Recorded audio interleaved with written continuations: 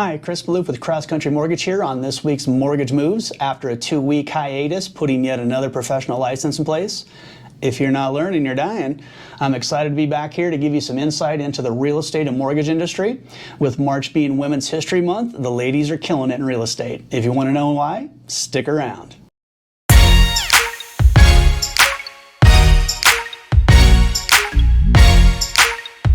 So a lot's happened in the first 2 months of this year. Redfin took a tailspin, down almost 17%. They're expecting Q1 losses bigger than what they experienced in 2021. Their iBuying unit made $4 million in gross profits, but spent the same in investment expenses. Zillow announced their wind down of iBuying 3 months ago and reported last week that they took an average loss of $28,000 per property for a total loss of $320 million so far. That's a third of $1 billion to you and I, kids. That might be some indication that aligning yourself with a competent and trustworthy real estate agent might be a good idea. Pay down that credit card debt. Like we mentioned a couple weeks ago, credit card debt has reached an all-time high again. With over $10 trillion in untapped home equity, now is a perfect time to consolidate that high-interest debt. With the average interest rate on credit cards over 16% and compounding on a daily basis, now's a good time to maybe get that debt off your books. We posted this graph a couple weeks ago, but I think it's a great idea to revisit it. Here we show the average interest rates for the effective funds rate, a 30-year mortgage, a new car loan, a personal loan, and credit card debt.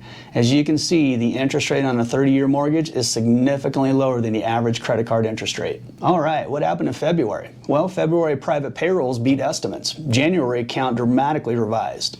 ADP reported a couple weeks ago that private companies added 475,000 jobs in February, beating the estimate of 400,000. Leisure and hospitality posted the greatest gains as winter comes to an end and virus restrictions continue to be lifted. In addition, January's loss of 310,000 jobs was revised to an increase of 509,000 jobs, which puts ADP's count more closely in line with the U.S. Labor Department's report of 476,000 job increase.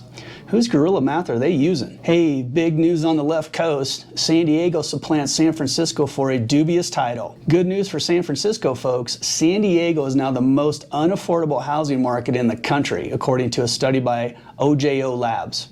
San Diego's median income, $30,000 less than San Francisco's, coupled with a 14.3% increase in January's median sales price versus a San Francisco's decrease of 4.2%, was enough to beat out the San Francisco, Los Angeles, Mobile, Pensacola, and Boise markets for the top spot as the most unaffordable market in the country. March is officially here, and that means two things: the beginning of purchase season and Women's History Month.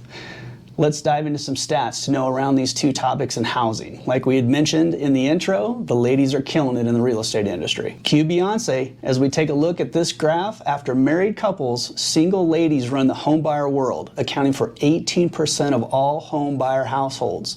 Single women remain an elevated portion of the market regardless of age. As you can see in this graph, this is adult composition of home buyer households. Women have increased their presence in the housing market by significantly growing home ownership compared to men since 1990. Increases in attained higher education and income levels has put home ownership in reach. Add in societal trends like marriage rates declining from 59% in 1990 to 52% in 2020, and the picture is clear that women will continue to remain an important segment of what drives housing. As we look at this graph, you can see the changes in men's and women's home ownership rates by race or ethnicity from 1990 versus 2019 and broken out by age group. Also worth noting, there is not a single metro area among the largest 50 where single men own more homes than single women. As we take a look at this graph, you can see single women own more homes than single men in the 50 largest metro areas. We've experienced quite a bit of volatility in the markets the last couple weeks with what's transpiring over in Ukraine and also with what's coming up in the Federal Reserve's meeting here in March in terms of interest rate hikes. If you found this information handy, hit that like button, hit the subscribe button. We're going to give you weekly updates on the current interest rate environment and what's going on in the real estate and housing market. Have a great week.